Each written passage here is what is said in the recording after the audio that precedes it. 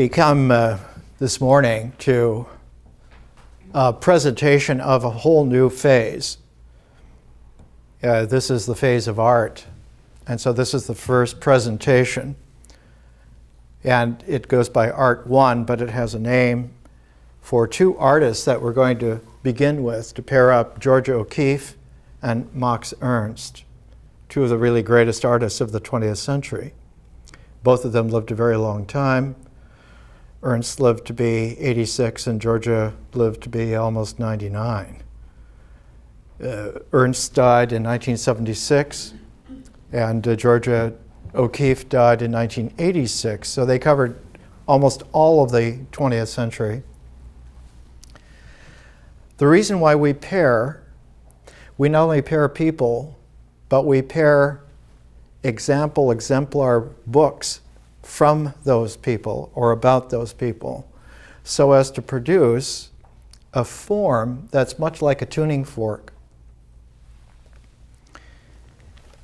In classical and medieval times, and up until just recently, all of our learning was based upon the book, the textbook, which is a cognate of like religion, which goes by the book, the Bible, the Quran, whatever it is.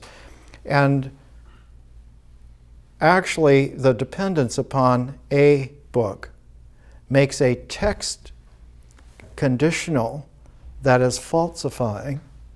And in order to wean ourselves away from that, I use pairs of books that are disjunctive until we bring them together in the way in which they're being presented, and they acquire then a proportional relationality, which makes it a ratio. And when we have not chapters of a text by which we have learned, but tuning forks that are arranged into a set, you then get not just a sequence of ratios, but the ratios themselves will generate a harmonic. And in this way, our intelligence and our heartful sentence and our consciousness and many other capacities and qualities of ourselves are freed up from the previous stylization, from the previous calibration. And so what we're involved here is a kind of a learning which is a new way to change everything, including ourselves.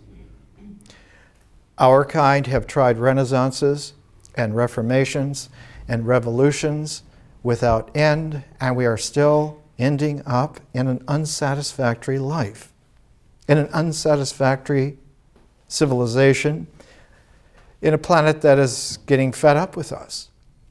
So we're not going to do renaissances or reformations or revolutions. We're going to do a fourth R. We're going to do a recalibration.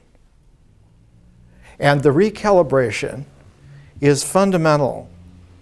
We saw in our first year, by taking 4 sets of 3-month-long stints that we called phases, that you can make a square, a frame of reference, out of the natural integral of forms and processes by having a pair of processes and a pair of forms and arranging them in a staggered way, in a sequenced way, and that the 4 together then literally make a 4-square frame of reference, which is completely natural, is completely integral, and will have all kinds of capacities. To have measurable sides, to have measurable diagonals, to have measurable angles, to have a center, to have a square. Those 4 phases in nature begin with nature as a process and include a second process, which is experience. And that experience traditionally goes by the name of myth. The mythic horizon of images, of feelings, of oral language, all of this is the mythic experience of our kind. So that nature and myth are processes, and the two forms are existentials, which are established by ritual actions, limited sequences that have a purpose of making something objective so that it really exists, it really happens. And so the specific action of doing, sometimes called karma, generates objective form out of nature. But another objective form is generated out of experience, and that is the mind, the symbolic mind, symbolic thought, symbols.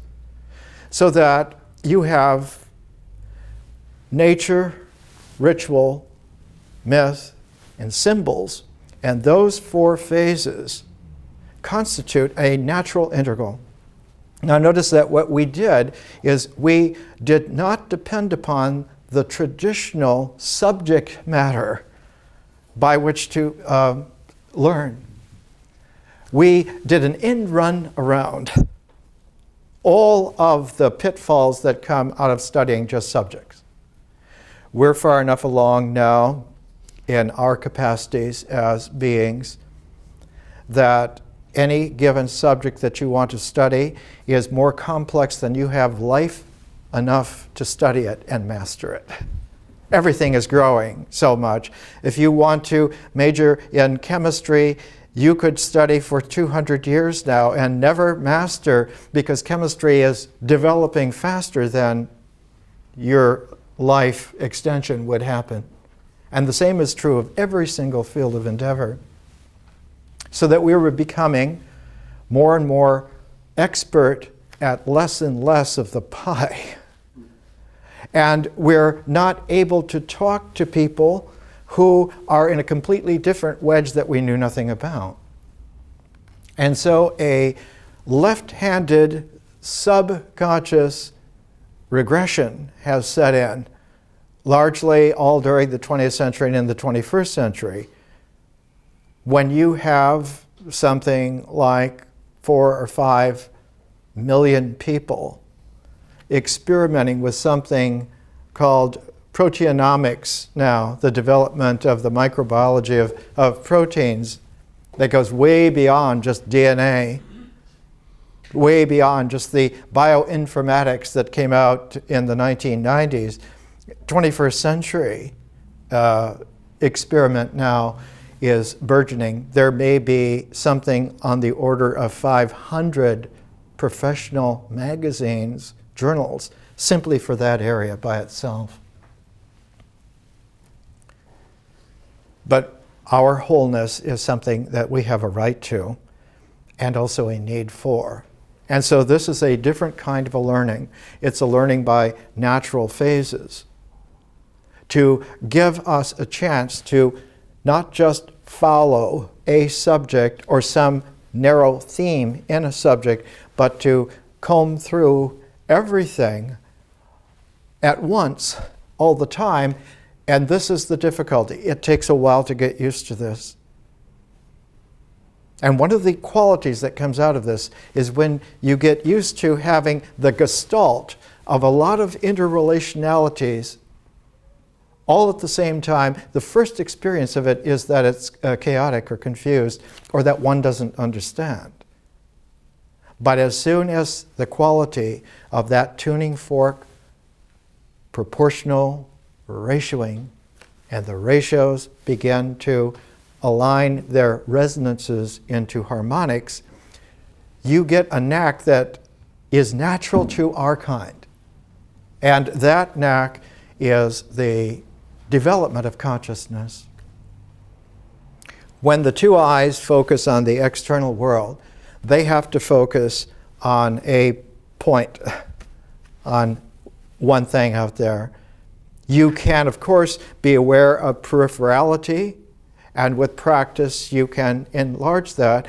But if you have ever done any kind of meditation, any kind of contemplation, any kind of extended prayer, any kind of extended quietness, you will see that an inner looking is a different quality from the external looking. We have to focus two eyes on one focus on the external world, but the internal world, when you stop trying to make the internal looking a mirror of the external looking and just let it naturally develop by itself, the internal looking sees an allness, sees a totality. And one of the qualities that comes out of this is when you develop a yoga strong enough to have an instant memory, you will not remember one thing or one few things at a time, but your memory will be perfectly complete like a photograph. And one will see every aspect of it, and with enough attentiveness, you can learn to rove that interior allness, and every time you look at some aspect of it, it includes all of its allness all the time, and you get used to seeing the wholeness of everything. 1,000 years ago, when medieval science raised itself for the first time to the beginnings of excellence at Oxford University, when it was first a university, the greatest master of Oxford at that time was a man so smart that his name became Big Head, Robert Grosseteste. And his prize student was Roger Bacon, probably the most brilliant man of the 13th century, the 1200s. And Grosseteste took him out one time after a rainstorm. And he said, when you're looking at that rainbow, every drop of rain in that rainbow is itself a rainbow. And that this is an indelible reality that one has to train oneself to be open to. We know today, 100 years ago, when the technique was first developed in astronomy, a genius boy in his backyard in Chicago. His father was very wealthy. They lived right next to the University of Chicago. And his father allowed him to build a big telescope. And he was one of the first astronomers to be able to discover that the light from stars has ability to be shown on a spectrograph. You can get the rainbow from the light from stars. And that rainbow of the light from stars is not like the rainbow you see after a rainstorm, but it is the rainbow of all of the chemical elements that there are in that star. And you can learn to read that. Each chemical element will have its registry of a certain frequency on that spectrograph. And that one can be refined enough. By 2005, we're very refined. You can have not a photographic plate, but a charged coupling device, a CCD, which will be able to take one photon from a star and make a complete readout of the chemical content of that entire star. Every photon is that star. What we're doing here is we're educating ourselves to see that human beings are very much like this. Not only human beings, but all intelligent, sentient beings in this entire universe are that way. We have the allness of it in each one of us, if it can be accessed. And the best way to access it is not to try to just find it, but to meet it, to let it blossom liberally from the inside, as well as you liberally going to seek it from the outside, and those two ways will weave together, and that will be the wholeness that's there. So this is a new scale of being on this particular planet. we discovered that the frame of reference we could call a square of attention of those 4 phases of the integral. But that when they're there as an integral together, the space within the square opens itself to not just disclosure, but to radiance. And that interior space released radiantly is consciousness. And that consciousness is not just a quality from the box, but is the space of the entire interiority of the frame of reference, the entire field of its structure and its process, and also is cognate with the external space, external to the frame of reference. So what you have released is pure openness. And so consciousness as a 5th dimension is able to enter into the 4 dimensions of space-time, into the integral, and when that 5th, that quintessential dimension, enters into the space-time frame of reference, integral, square of attention, it does 2 things at once. It transforms the symbolic mind, and it's able to take the place of the initial phase in that square of attention. That nature, in its mysterious way, gives up its place in the square of attention to visionary consciousness. It's not gone, it's just no longer in the square of attention, but it now is operating as a context, we would say, subconsciously, still there, still functioning, but has given over its phase, its place in those square of attention to vision. Better to call vision conscious rather than consciousness. Consciousness has become a loaded term. And we've seen that vision initiates now a whole new kind of quality, that it's a phase that can come in and play magically in place of nature's mysteriousness, so that now all the other 3 phases have the capacity to have something further, something from the ecology of the development of the square of attention of consciousness come into play. And the next phase is the one that we're on now, which is art. So that art is a differential conscious phase of form, whereas vision was a differential process phase of consciousness. And so they alternate between a process and a form that comes out of it. Art, we'll see, does not come out of nature, but comes out of consciousness, which is acting in place of nature in this square of attention.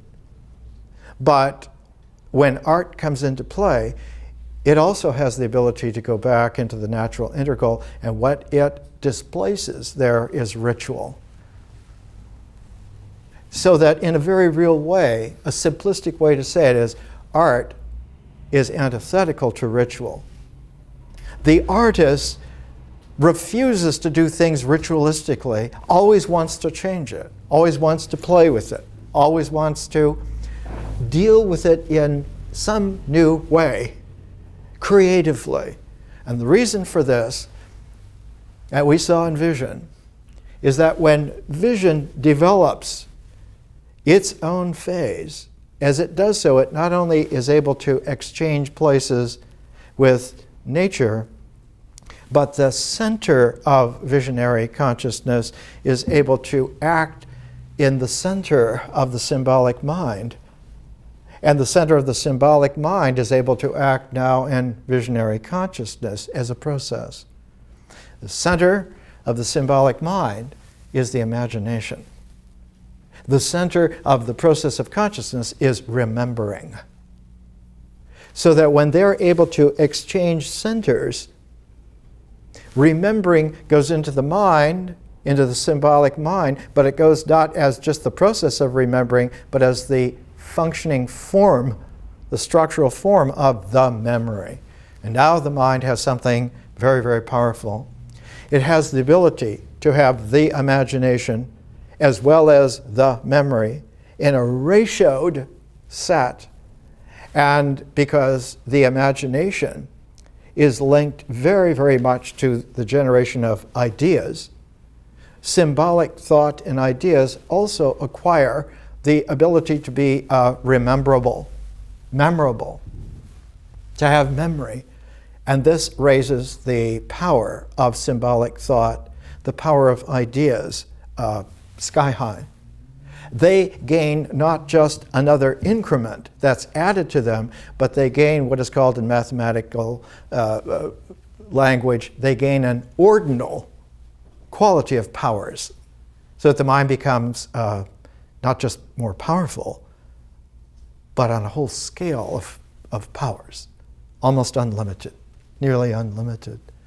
And so symbolic thought becomes capable of extraordinary activity when art comes into play, because not only does vision transform the mind, giving it memory and acquiring creative imagination itself, and displacing nature in the square of attention, but when the form of art emerges out of the visionary, conscious, creative, imaginative process, art now has its own particular kind of a form, not an integral form, not like ritual, objective existence, not the limited, purposeful action of doing, and not the symbolic form of thought, but art forms they have a different quality to them.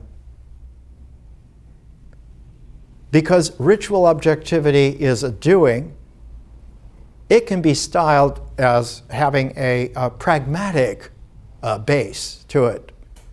And thought, symbolic thought, also is related to it.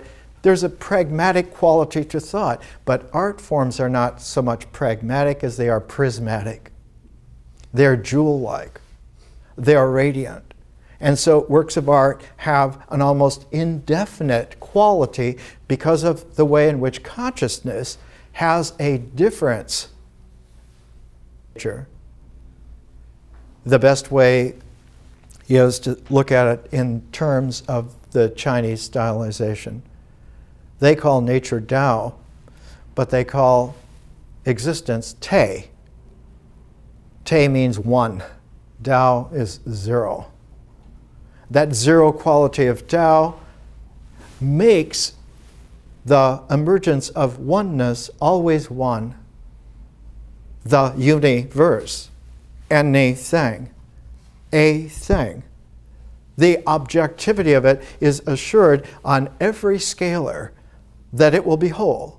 A proton will really be a proton. An atom of helium will really have 4 little centers, 2 protons and 2 neutrons, a matching electron set. And so one can learn the specificity of nature is because its binary works by 0 and 1. That's why you can make computers, symbolic computers that are highly integral. And they work by a 0 and 1 language. But consciousness does not work by 0 and 1. It works by 0 approaching infinity.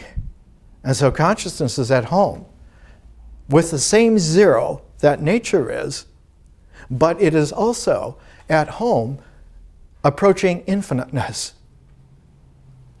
and tends to want to look at the infinite possibilities rather than the unique oneness.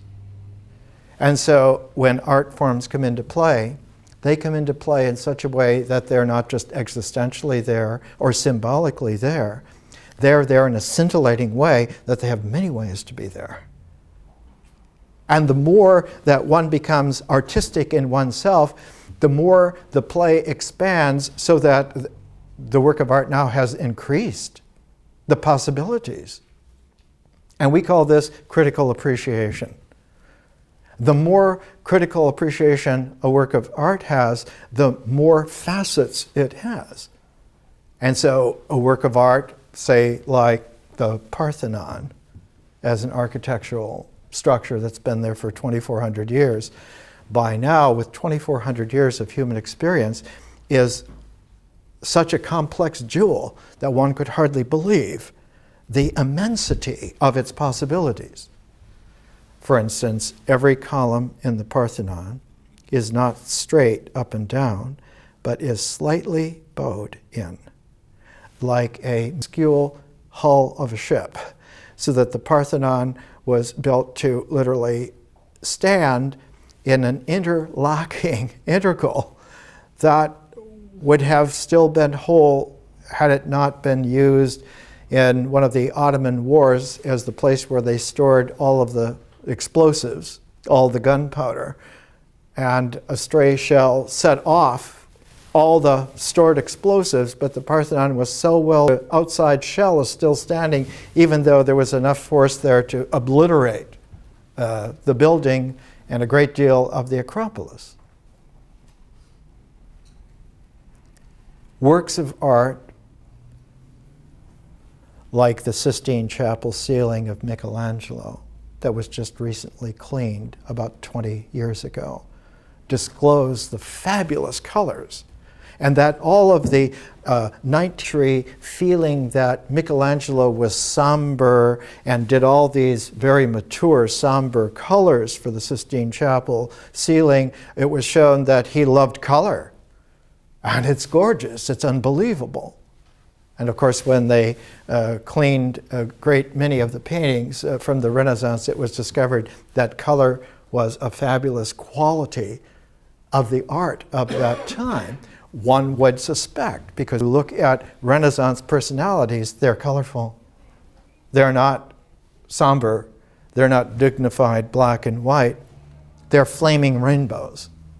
And this quality of art means that the human person that comes into play from consciousness is like a work of art. That whereas in your mind, there's an individuality. I am who I am. And in the mythic horizon of feeling and images and language, before that individuality is formed symbolically in the mind, the idea of oneself, in the mythic horizon, there is a character. And everyone has their own character. Even little children, little babies have their character. Animals have their character. All sentient beings that feel, that have their own style of languaging, will have that ability to have character. Plants have character. There are fantastic trees. There are special flowers, as we'll see with Georgia O'Keeffe. On the ritual level, before there's character, the ritual objectivity is that of the figure, the ritual figure. And figure existentially in ritual action can be configuration in the flow of character and experience, and then achieve the symbolic form of the individual in the mind. But what comes out of consciousness is not the figure, nor the character, nor the individual, but the person. And so the person is a differential form, capable of infinite facets. And so we say of the person that they belong to just the level of the body or of the mind, but of the spirit. That artistic persons are the harbingers of all of us in our spiritual personage. And that our spiritual personage knows how to work with the body, knows how to work with the mind, but has a deep affinity to a farther, yet another, a second differential form. And that second differential form is the cosmos itself. And so the spiritual person has a natural, cognate harmonic with the cosmos. And when they mature to having enough facets of themselves, they begin to realize the allness of that, and they recognize a kinship with the cosmos. They recognize that every atom of every element in their body was made in those stars, was generated in those stars billions of years ago, and through supernovas and all kinds of activities, they've been distributed over and over again in the cosmos, so that literally we are in fact star beings. And one can learn to be radiant with enough facets as a work of art to recognize that you not only belong in the cosmos, you are a great exemplar of its total reality, just as you are. And to bring this out is a quality of learning on this new scale. We're not just physically going into the universe, into the cosmos. We belong there. When the Huygens probe from the Cassini mission first parachuted down onto Saturn's great moon, Titan. Saturn is 1 billion miles away. And first showed Titan to our kind. The control room was like children at play, like wise kindergartners who are just learning that they can put colors on paper and slap it on and you can get pictures. Only they were doing it 1 billion miles away. But it took several thousand people working together, many years, 22 years, to be able to do this. So that the forms of the cosmos are really science forms. Scientia means not just to know, but to know specifically to an infinite degree of analytic. And we'll see that the critique of works of art and the analytic of structures of science go together, they're resonant together. One of the great discoveries in the Renaissance was that the arts and sciences belong together in a set. And almost every major university in the world has a department, a very large department, the arts and sciences. They go together. They're not antithetical, and they are deeper than just resonant, they are harmonics of each other. And so art and science, we will see as differential forms, do not arrange themselves in alignments like integral forms do. The symbolic mind and the ritual existence are very capable of alignments to the point of unity, of identity. But the artistic person in relation to the cosmos is not an alignment, but is an expansion of the resonant harmonics. So there is such a thing, finally, and it's a very big part of modern mathematics, there is a harmonic analysis that one can put into play, which reveals to any extent of detail that you would like, not only what is happening and what you're thinking about it and the spirit of it, but the reality as well. And so we have a very peculiar time at the beginning of the 21st century. In art, we need to begin to see that when we look at a work of art, this is by a Japanese artist named Hiroshige, and we'll take Hiroshige as one of our pairs in a month or so. This particular print is in a set of 69 prints. And that was the second large set of prints that Hiroshige did. The first set had 55 prints, and it was all the different little way stations.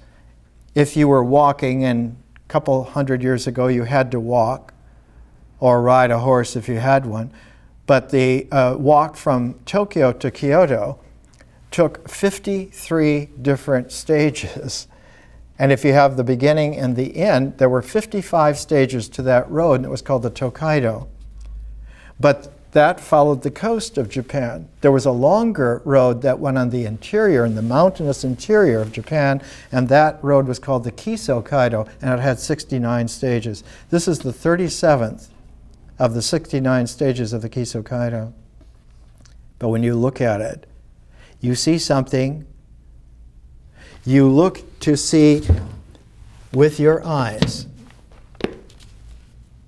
Follow not just the experience. So you're getting a glare? How's that? Is that better? A little bit further? Okay. In the background, where the misty shadows are, there is a structure which is the roof of a peasant's Japanese hut. It also is uncannily like the outline of Mount Fuji. So that the peasant farmer who is in the mist, it's night, he's worked all day, he's going home to his hut, is also an eternal pilgrim traveling to Mount Fuji into the mists of the background of the family which is coming home. They have not just been working all day, but they've been playing together at some kind of a drama, some kind of a puppet show, some kind of village event, and they're very happily going home as a family. And the crisscross of the directions is that ordinary life and spiritual eternal life are an interpenetrative series of waves. This quality of understanding was raised to a degree that was almost unheard of in the Japanese print. The very first exhibit of Japanese prints in the United States was in 1896 in Chicago, organized by a man named Arthur Wesley Dow. He's the first Westerner to ever try to make a Japanese print himself, to sketch it, to draw it, to have it cut, to have it printed. Arthur Wesley Dow was one of the teachers of Georgia O'Keeffe. And one of the other figures we're going to take, Frank Lloyd Wright, was one of the greatest collectors and appreciators of Japanese prints. It was a time where it was like a wave of realization because all of the great artists at the end of the 19th century and the beginning of the 20th realized something new had been struck. And so you had artists like Monet collecting Japanese prints, especially Hiroshige. Artists like Van Gogh, who had Japanese prints, in fact, made several paintings that were Van Gogh versions of Hiroshige prints. And you find in photographs of the day, every time you run across someone of interest, musicians and artists and sculptors, they all were looking at the Japanese print as a revelation to them. And the whole quality of Impressionism comes out of that. After a generation of sort of a hiatus in the early 20th century, one of the Japanese artists went to the Impressionists who imitated Hiroshige, and he made Japanese prints that imitated the Impressionists. But not imitation, but they were spiritual further resonances, because Van Gogh and Monet never imitated anything. They represented fresh in a new radiance and expanded not just the realization, but the quality of themselves. And so one of the biggest things that we'll see about art is that it is the most effective way to not only discover yourself, but to expand it. Ever on into the cosmos, if you would like. Let's take a break.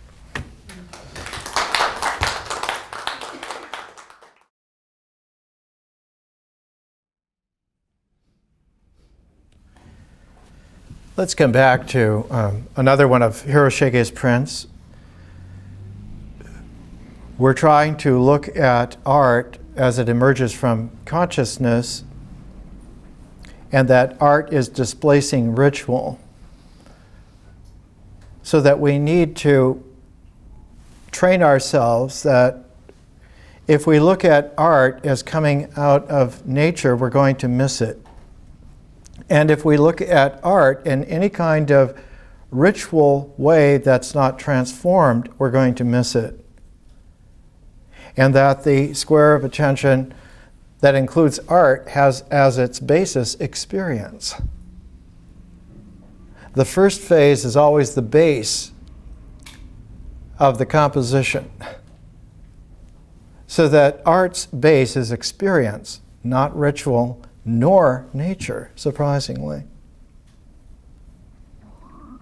When we look at this print, one of the ways to look at a work of art is to try to see what you see first, the way in which your eyes or your ear enters in to the work of art, and then to just let that function have free play.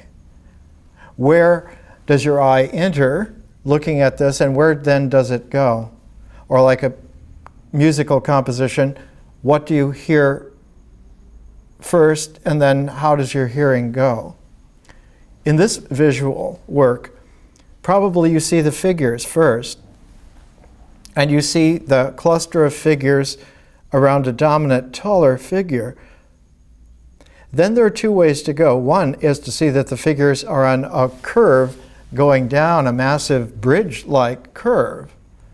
And the other is that there are kites in the air.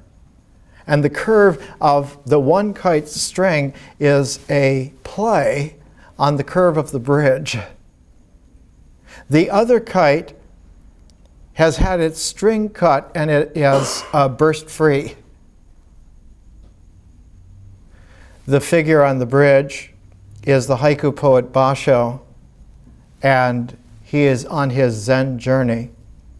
And so the kite is the Zen dynamic of his spiritual energy that matches the curve of the journey's road. And the kite that's freed is the Zen freedom of Basho's deeper spirit. He is on the road dynamically in terms of the road and its resonances, but he also is free to be in the sky without any strings attached. This is called an aesthetic. And one of the most powerful things to do with persons is that we do not organize ourselves by politics, but by aesthetics. That when spiritual persons are matured, political forms of the symbolic mind that are aligned with ritual forms of bodies in set sequences are imprisonments for them, no matter what the form it is. It isn't that there are bad political forms or preferable political forms. It is that all political forms base themselves on an alignment between symbols and rituals, so that they organize experience according to their alignments. And that experience, if it is aligned in an ideological, symbolic way, fortified by a ritual comportment alignment, you can do that to experience, but then it limits experience to that conditional, that parenthetical quality, and it has nothing to do with nature, but experience likes to flow with nature, and so nature becomes literally a saboteur of political, ideological societies.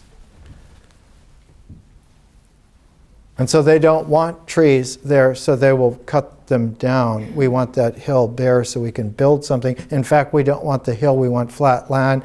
Let's cut the trees and let's bulldoze the hill and let's pave it so that nothing will grow. Now we have something that fits with our organization. And that same quality not only manipulates nature, but manipulates our experience as well. But when consciousness comes into play, consciousness is like nature. It is not commandeered by anything in that integral. Nature can be commandeered to some extent, and then eventually there's a reaction. Mother Nature goes just so far. But consciousness cannot be co-opted. And so symbolic ideologies that have ritual control over experience limit the access to consciousness. They do it as a natural, strategic, integral protection of their system. You are not to have too much consciousness.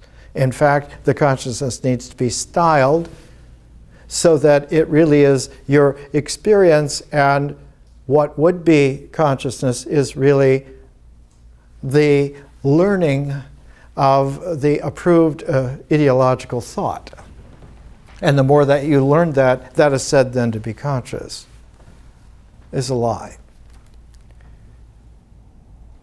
But keeping visionary consciousness out of the mix becomes even more difficult when a form like works of art or spiritual persons emerge into differential actuality. They now are someone that you have to deal with. It isn't just leaving out a process, a visionary process, where you can say, well, we're covering that already. The artist is a natural enemy of the state. And the artistic quality is such that when personal forms, differentially, are matured, they engender a whole further process that is resonant with consciousness called history. And you can see that when history begins to come into play, into the square of attention, what has to go out of the focus is the whole mythic experience. Now it becomes, instead of myth, it becomes history, historic consciousness, which changes the whole mix, because the basis of historic consciousness is the symbolic mind.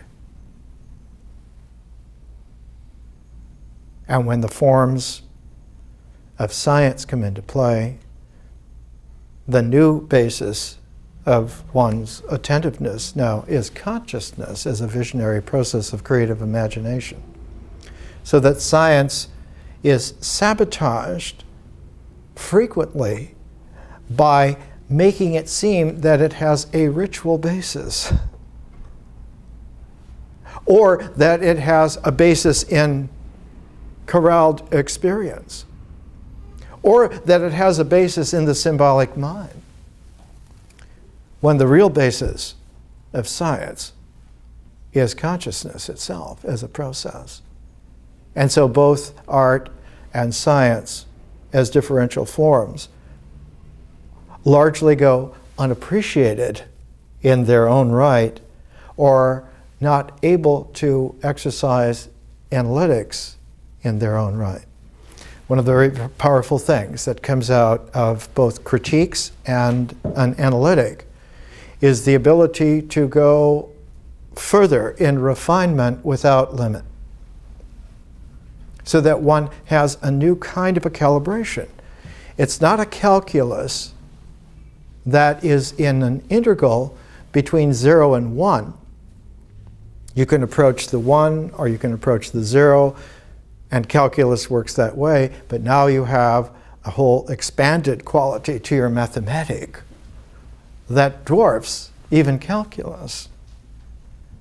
That one is moving 0 to infinity all the time, every time.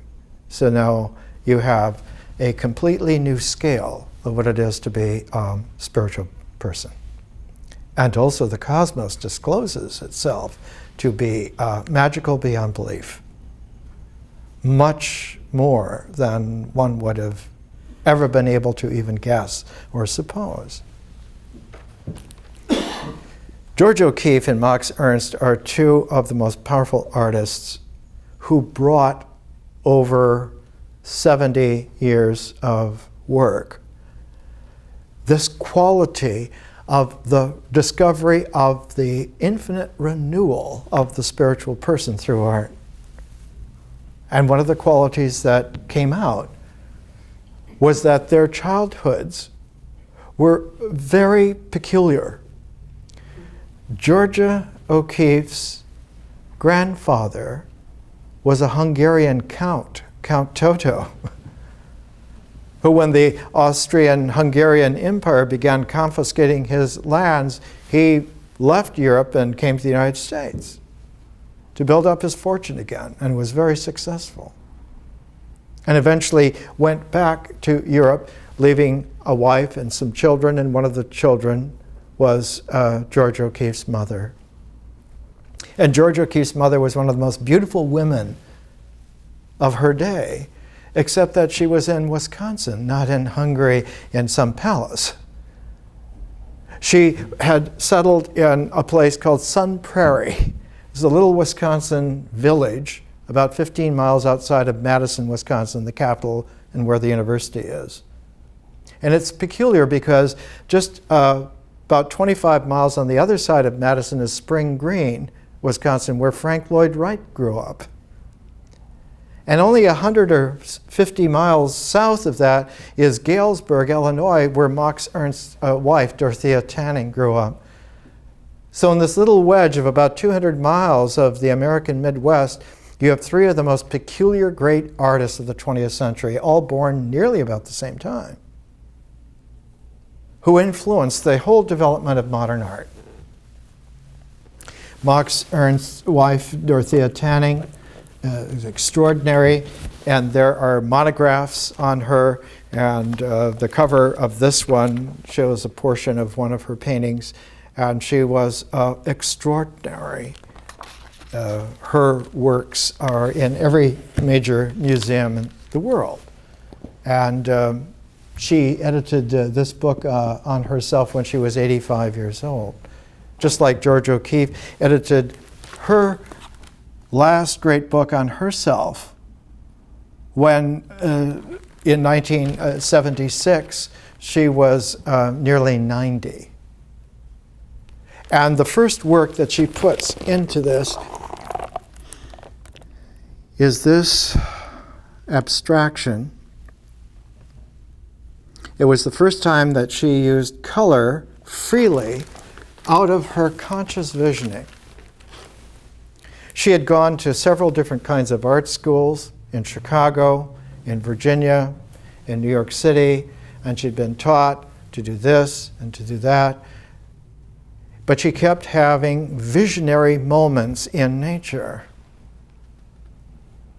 She one time in New York City was walking with some art students at night, and they went up to the Soldiers' Monument along the Hudson River, and suddenly she saw these Russian poplars, dark, waving in the wind of a New York Hudson coast, and the lights of the Jersey coast across the river, and all the moonlight on the grass, and all of a sudden she realized that she was inhabiting an area of herself that hadn't been released since she was a little girl playing. And so the next day, she tried to paint that. And she painted it from her conscious visionary quality. And one of the art students there said, well, this is not good. This is no good. You have to do it this way, and you have to put some color in here, and otherwise it won't be interesting. The art school that she was going to was hidebound. And when one of the avant-garde galleries run by Alfred Stieglitz, a crusty, wealthy, talented man, an artist, one of the first artists to ever make photographs as works of art, had a gallery on Fifth Avenue between 30th and 31st Street. And he just called it by the address, 291. And he was the first one in the United States to show photographs as works of art. He also was the first to mix other works of art with the photography. He's the first to display Rodin's sketches, the first to display Picasso, the first to display Matisse in this country.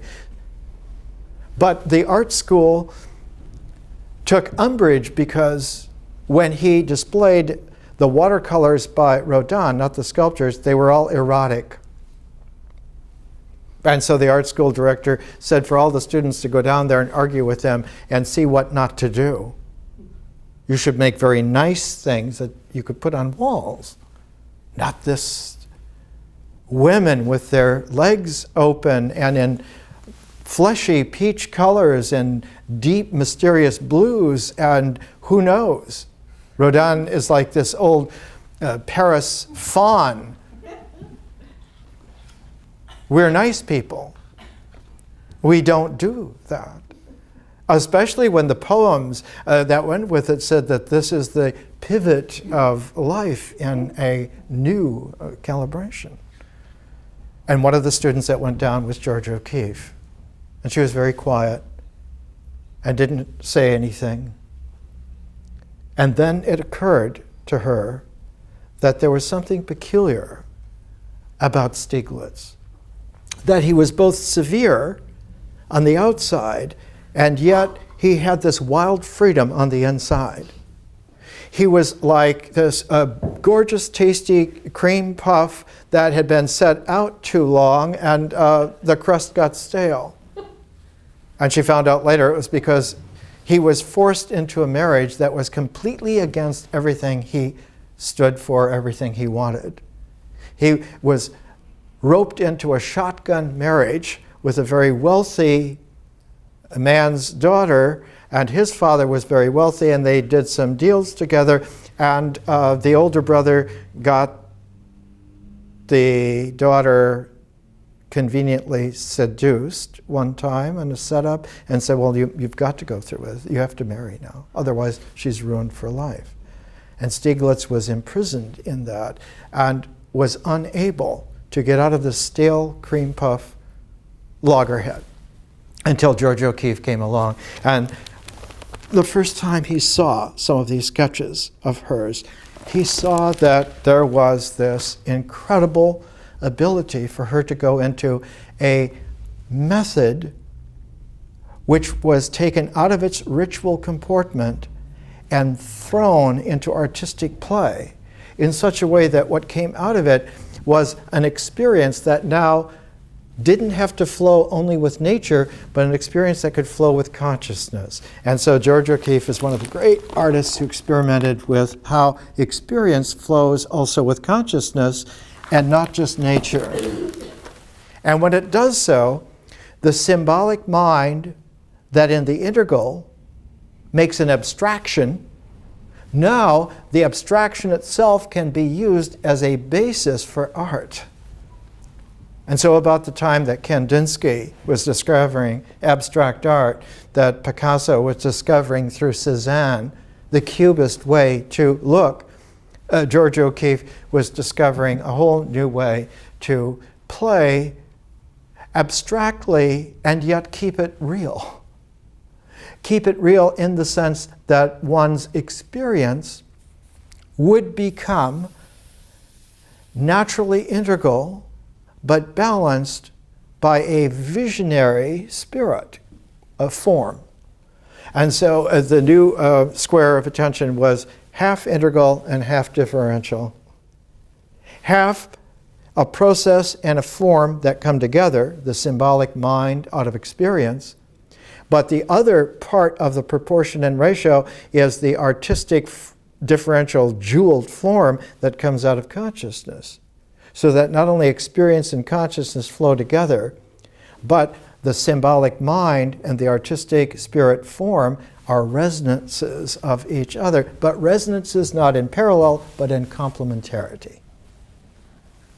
And that the flow of consciousness is not at all just resonantly aligned with the flow of experience, but it weaves because they are also in a complementarity.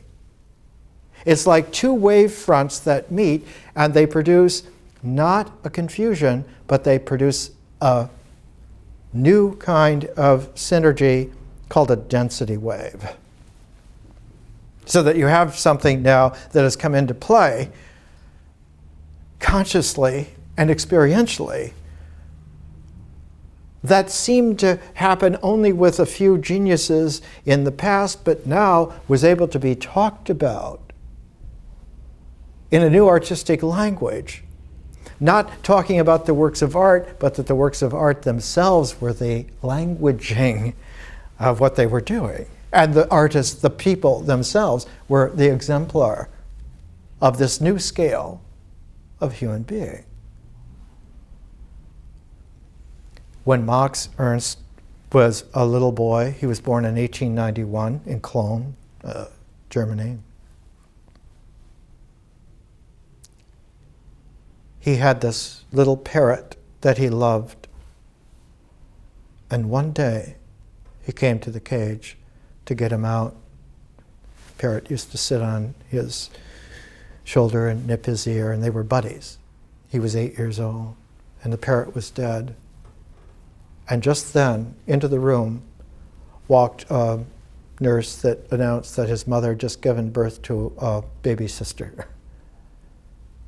And all the rest of his life, Max Ernst was not only haunted initially by it, but became expansively visionary about it, that he said, my true artistic self is this fabulous bird called Lop Lop, who is able to inhabit many, many dimensions, not only of this universe, but of universes that have never been seen before.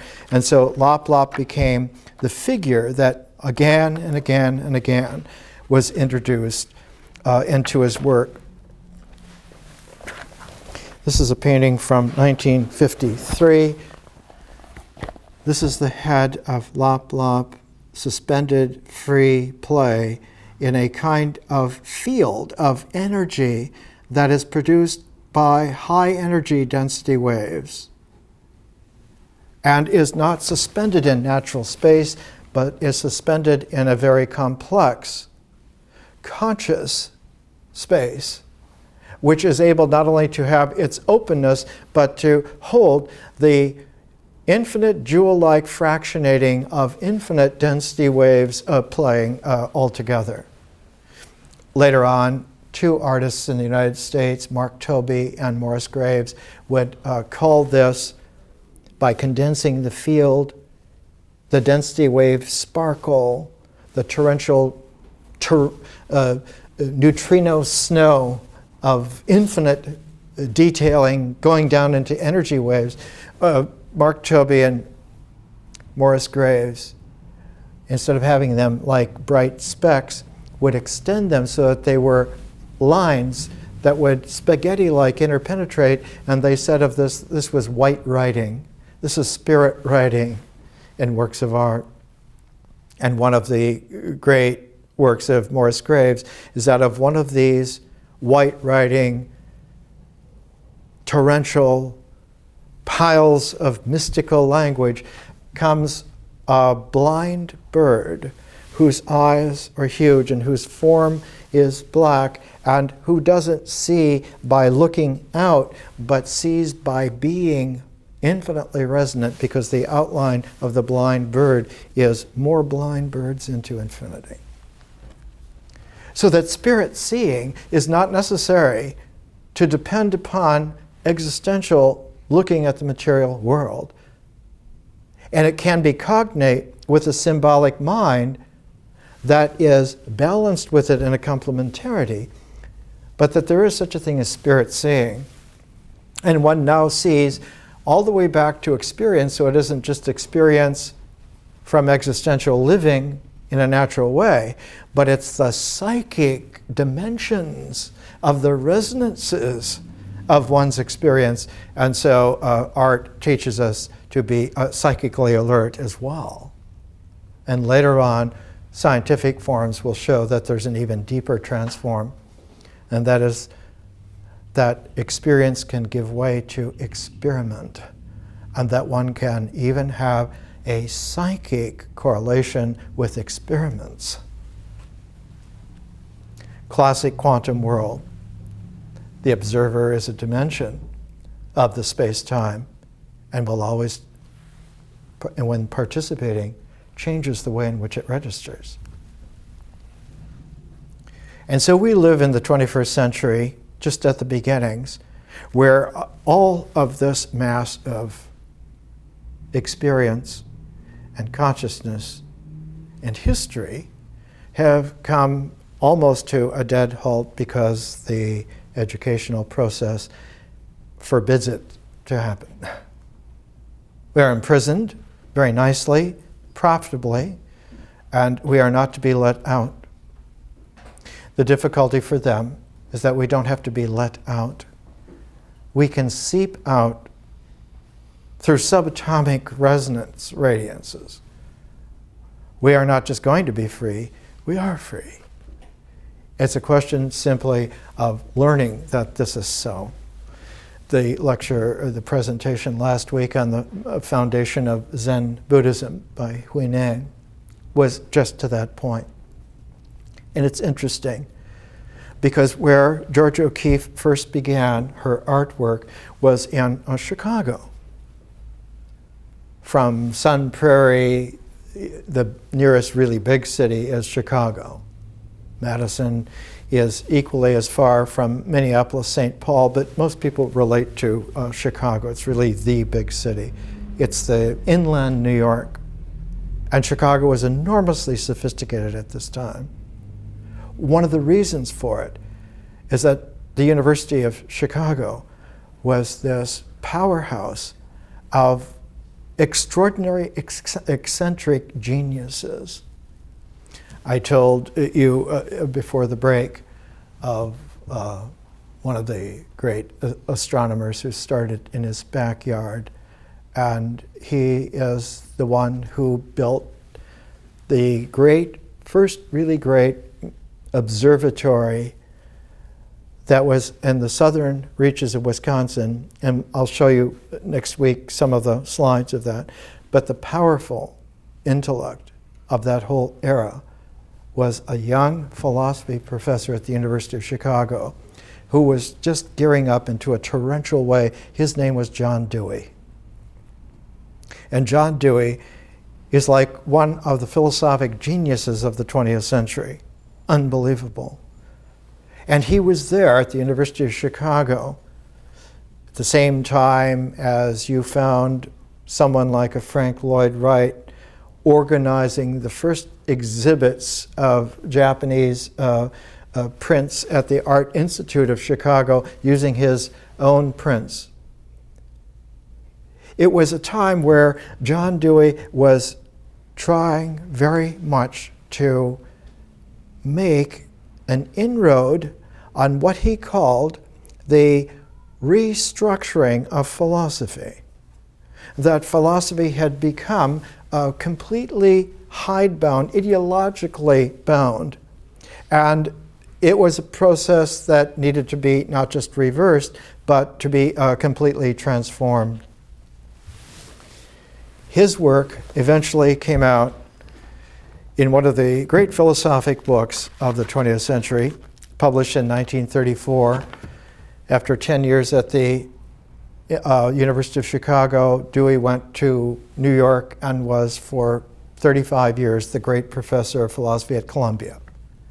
And so he spanned both cities. 1934, he came out with Art as Experience, one of the most extraordinary books. And in Art as Experience, he has this to say. George O'Keeffe would have known of John Dewey in Chicago and then later would have known of him in New York at Columbia. He's a major figure in this entire story. He writes, "The problem in question is not unlike that we daily undergo in an effort to understand another person with whom we habitually associate. All friendship is a solution of the problem. Friendship and intimate affection are not the result of information about another person, even though knowledge may further their formation. But it does so only as it becomes an integral part of sympathy through the imagination. It is when the desires and aims, the interests and modes of response of another become an expansion of our own being that we understand him. We learn to see with his eyes, hear with his ears, and their results give true instruction, for they are built into our own structure. I find that even the dictionary avoids defining the term civilization. It defines civilization as the state of being civilized, and civilized as being in a state of civilization. However, the verb to civilize is defined as to instruct in the arts of life, and thus to raise in the scale of civilization. Instruction in the arts of life is something other than conveying information about them. It is a matter of communication and participation in values of life by means of the imagination and works of art, an intimate and energetic means of aiding individuals to share together the art of living. What happens is that the resonant, imaginative interplay is not just one's own consciousness with one's own mind, but that it allows a kind of interpenetration of spiritual selves in every way that resonance can be. And so one has not only a new form of community, but has an infinite field of possible forms of interpersonal community, from two individuals to all of us together. And so works of art disclose something grand about ourselves.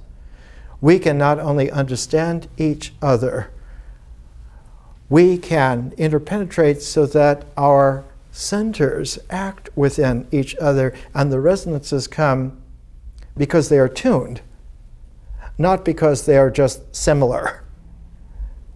When people are similar, one has to look for matching associations. When they're tuned, you're in the same composition. It's a whole different scale of human life. Is a scale coming in the 21st century because the alternatives are not possible.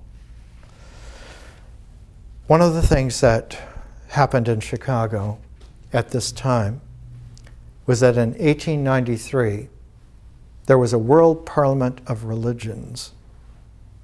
Every religion in the world was invited to send delegates, and they all met together in Chicago, downtown Chicago, in the Loop. And about the same time, there was a Chicago World's Fair, where every conceivable kind of art and science was brought together. And so the city was seething, and because it had this kind of juncture, one of the intellectuals there who ran a school and a publishing house, the Open House Publishing House, his name was Paul Karras. And in order to get in on the new Japanese aesthetic, the Japanese print craze, he brought over, by invitation, a young Zen master from Japan named D.T. Suzuki, who was only in his early 20s. Suzuki, when he got there, Paul Karras said, look, we need a new translation of the Tao Te Ching. And so D.T. Suzuki in 1898 published in Chicago his masterful translation of Lao Tzu's Tao Te Ching. Then Karras said, well, we also need to have a fundamental Mahayana Buddhist work. So 2 years later, D.T. Suzuki published the first really great English translation of Asvaghosa's Awakening of Faith in the Mahayana, which we saw is an exemplar of Hellenistic Judaism and early Christianity before it was Christianity, influencing classic Buddhism and producing the Mahayana. While these works were coming out, it occurred to the young Suzuki that if you match up the classic of Taoism and the classic of the Mahayana together, you get a recognizable synergy. You get the birth of Zen. And so D.T. Suzuki spent the rest of his life, some 70 years, he lived to be 97, being the foremost conveyor of Zen Buddhism to the West. Dozens and dozens of books showing in his works and in himself, the fantastic thing is that it wasn't a confluence of ideas. It was like this mysterious synergy of consciousness and experience flowing in such a way that experience gave over its place so that consciousness could flow with a whole other energy process called history. And so the lineages of the Zen masters, the lineages of the lamas, of the Vajrayana, all of these lineages are a high Dharma history of the way in which consciousness now is able to resonantly expand itself into history. And that history is not a record of a past at all, but is a higher process of consciousness itself, which will deliver eventually the forms of science, which means that there's a catastrophic misunderstanding of science and a catastrophic misappreciation of art. Art is not about making statements. It is about the personal emergence of your spirit's forms. And they are indefinite. It is a quality of Georgia O'Keeffe that she was able always to be exactly at the right place at the right time. And in between Chicago and New York, she went to the University of Virginia for a little while in Charlottesville. Outside of Charlottesville is Monticello, where Thomas Jefferson lived, and also James Monroe's home. But Jefferson had built and designed the University of Virginia to be a new kind of a school 200 years ago. He designed it as a place where there were resonances of art, not only in the buildings, in the architecture, but in the curricula and in the library and in the way in which the students interpenetrated. And so the University of Virginia is a very special place. It was the place that Arthur Wesley Dow went to first to teach, to bring in Japanese aesthetics of the Zen Buddhism, of the landscape journey in prints and other art forms. And later, he shifted to go to Columbia University, to the Teachers College, where John Dewey was, where Georgia O'Keeffe went, where a great many of the great artists of the 20th century, not just going to Paris to learn, but going to New York finally to learn something that had never been tried before, to bring East and West together in a cosmopolitan way. In Paris, one would find great artists that would bring it together in a personal way, but it was in the New York of the 1920s and 30s and 40s. That was the first time that one found a cosmopolitan city in the West.